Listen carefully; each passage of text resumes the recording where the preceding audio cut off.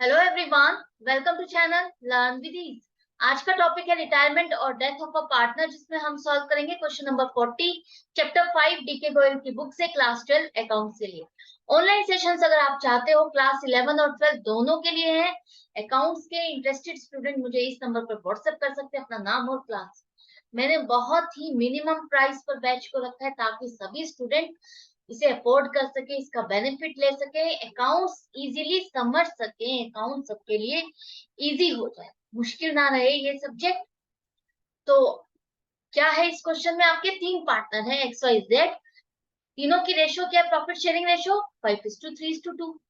अब Z firm से retire हो रहा है, फर्म को छोड़ के जा रहा है, और उस टाइम पर जो बैलेंस शीट है, बुक्स के जो बैलेंसेस है वो सारे आपको दिए गए हैं। साथ में ही जेड के जाने पर एसेट्स और लाइबिलिटीज को रिवैल्यूएट किया गया है, उससे रिलेटेड इंफॉर्मेशन है। गुडविल की पूरी वैल्यूएशन की गई है, 60,000 रुपए है। और जेड का जितना भी बैलेंस बनता है उसमें से 70,000 रुपए आप लोन अकाउंट में ट्रांसफर कर दो। उसके बाद भी कुछ देना बचता है तो हम उसको चेक से पेमेंट कर देंगे और उसका बैलेंस क्लियर कर देंगे। आपको बनाना है revaluation account, partners capital account और बैलेंस शीट एक्स और वाई की जेड के रिटायरमेंट के बाद। तो जल्दी से सारे फॉर्मेट्स तैयार कर लो, revaluation account, partners capital account और बैलेंस शीट के, ताकि साथ के साथ हम कॉस्टिंग करेंगे और हमारा क्वेश्चन एक ही बार में कंप्लीट करेंगे, बिना मिस्टेक के, बिना किसी एडजस्टमेंट को मिस करें। तो चलो शुरू करते हैं।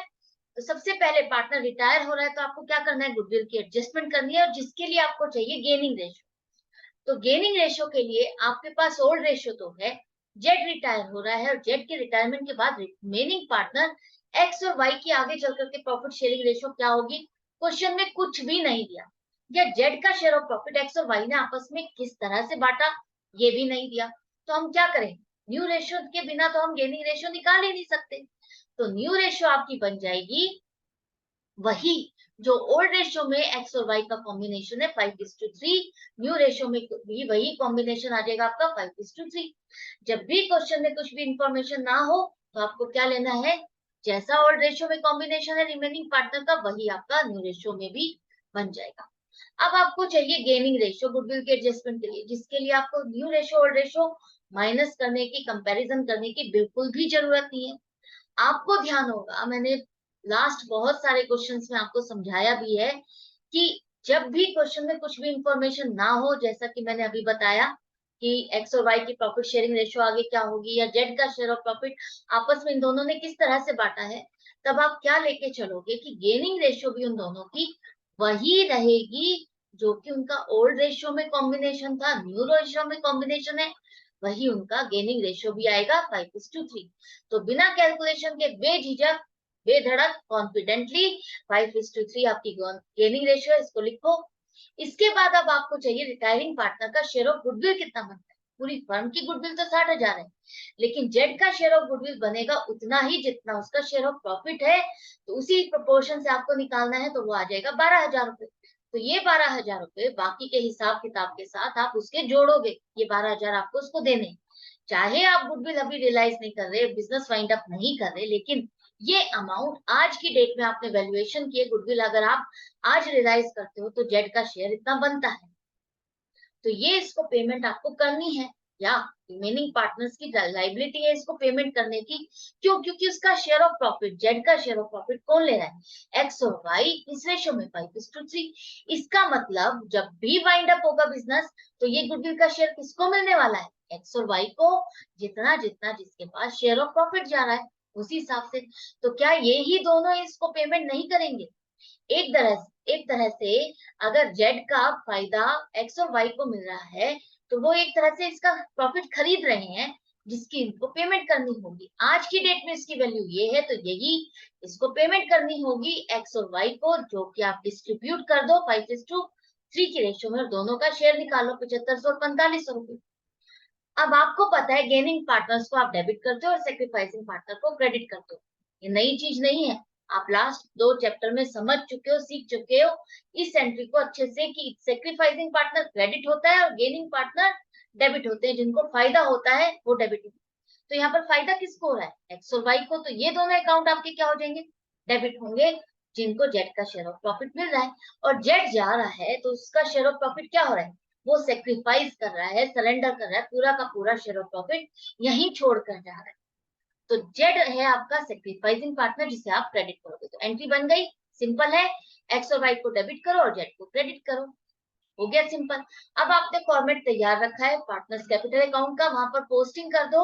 ओपनिंग बैलेंसेस है, ओपनिंग बैलेंसेस लिखो, साथ में ये जो एंट्री है इसकी पोस्टिंग करो। जो अकाउंट यहाँ पर क्रेडिट हो रहा है, क्रेडिट के साथ जो भी डेबिट है उनको लिखोगे, और जो डेबिट हो रहे हैं वो है एक्स और वाई, जिसके लिए आप जेड के अकाउंट में लिखोगे। क्लियर है? अब आपकी बैलेंस शीट में कोई एक्यूमुलेटेड प्रॉफिट्स, लॉसेस, रिजर्व्स कुछ भी नहीं आ रहा, तो हम डायरेक्टली रिवैल्यूएशन करते हैं। रिवैल्यूएशन की इंफॉर्मेशन तो एक एक को पिक करो। Land and building will be appreciated by 5%। इसका क्या मतलब है? एप्रिशिएटेड का मतलब है इंक्रीज होना, लैंड एंड बिल्डिंग की वैल्यू का बढ़ना।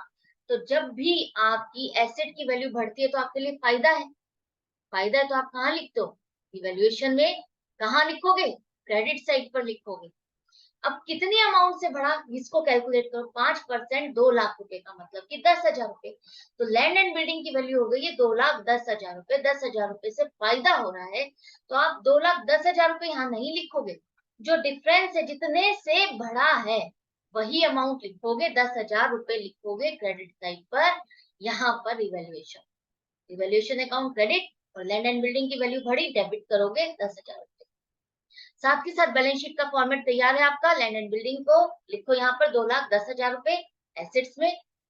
इसके बाद फर्नीचर आपका डेप्रिशिएट हो गया 20%। फर्नीचर डेप्रिशिएट होना मतलब एसेट की वैल्यू घटना, डिक्रीज होना। कितने रुपए का है फर्नीचर? 87,500। 20% बनेगा 17,500 रुपए। तो 17,500 रुपए से अगर वैल्यू डिक्रीज हो रही है, आपके लिए नुकसान है। नुकसान है तो आप रिवैल्यूएशन में डेबिट साइड पर लिखोगे, यहाँ पर 17,500 रुपए। रिवैल्यूएशन अकाउंट डेबिट होगा, और फर्नीचर अकाउंट जिसकी वैल्यू डिक्रीज हो गई तो आप इसको क्रेडिट कर दो 17,500 से। क्लियर है? कोई डिफिकल्ट चीज नहीं है ना? तो साथ ही साथ बैलेंस शीट में लिखो 87,500 की जगह कितने के रह गए फर्नीचर? 70,000। इसके बाद प्रोविजन फॉर डाउटफुल डेट्स है आपका, will be made at 5% on debtors. तो इसका क्या ऐसे करोगे आप? अब इसको ध्यान से समझो। यहाँ पर कह रहा है 5% डेटर्स पे प्रोविजन बनाना। तो 5% प्रोविजन बनाने से पहले देखो, आपके पास यहाँ पर एक प्रोविजन है 500 रुपए का, ओल्ड प्रोविजन। ओल्ड प्रोविजन कहोगे आप इसको। अगर इसके साथ आपके कोई बेड डेट्स होते हैं, आपने ये किस लिए बनाया प्रोविजन? ताकि कोई बेड डेट्स हो, आप उसके साथ इसको एडजस्ट कर सको। तो कोई भी बेड डेट्स नहीं हुए, आपके पास कोई भी इंफॉर्मेशन नहीं है, मतलब कि कुछ भी ऐसे पैसे नहीं डूबे, और आपका एज इट इज प्रोविजन बचा हुआ है 500 रुपए। तो ये आपके लिए फायदा हो गया ना। ये प्रोविजन एज इट इज बचा हुआ है, जिसको आपको कहीं से घटाना नहीं है, बल्कि एड बैक करना है। आपका ये यूज ही नहीं हुआ प्रोविजन, तो आप वापस से एड बैक कर दो।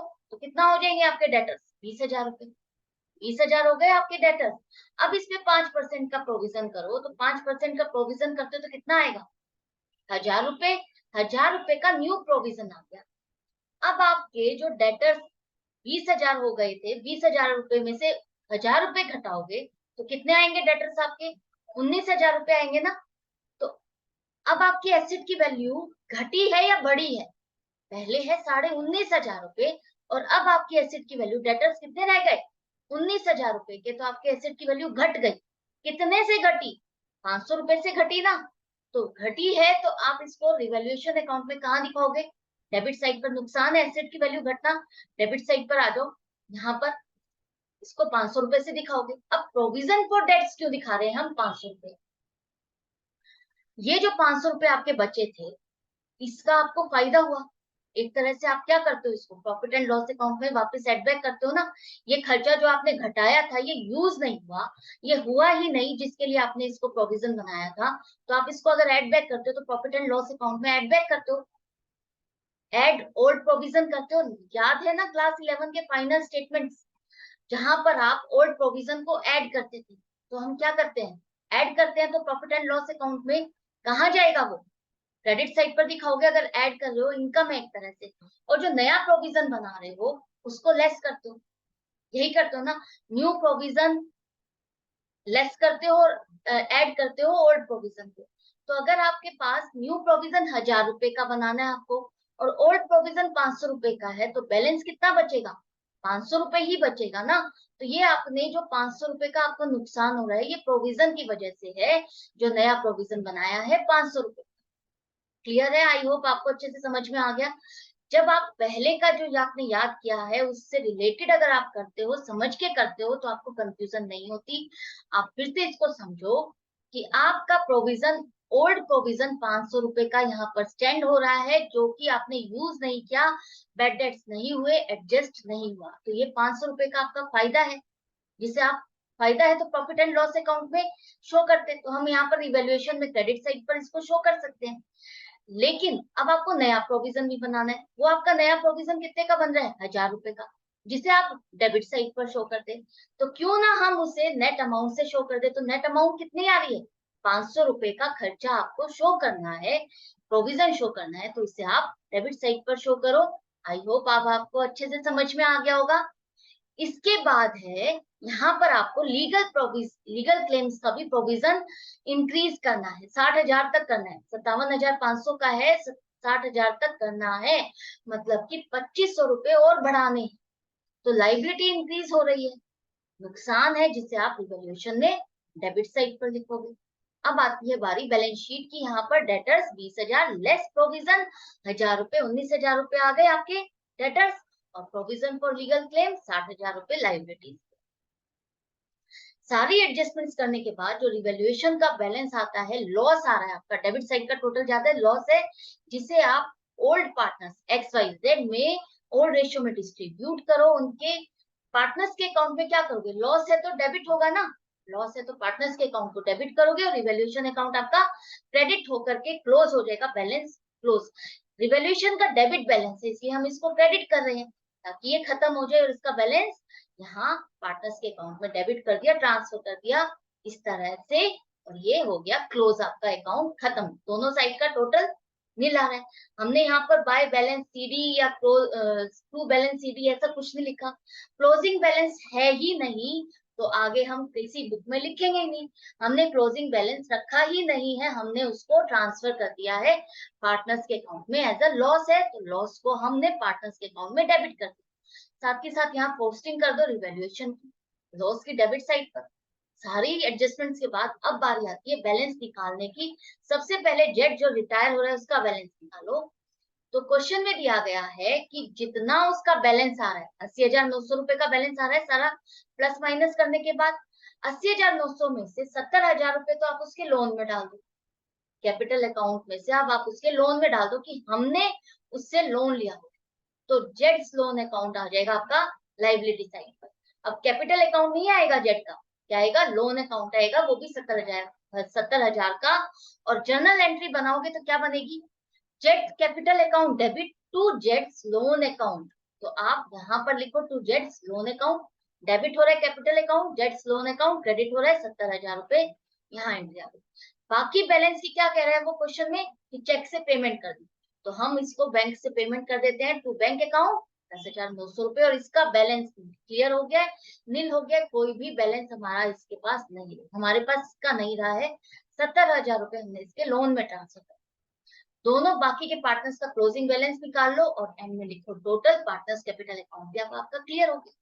अब बारी आती है बैलेंस शीट की। बैलेंस शीट में अब चेक करो आपका एसेट साइड पर क्या रहते हैं, बैंक अकाउंट, बैंक का 80,000 का बैलेंस है, जिसमें से 10,900 रुपए की आपने पेमेंट कर दी, तो बैलेंस रह गया 69,100 रुपीज।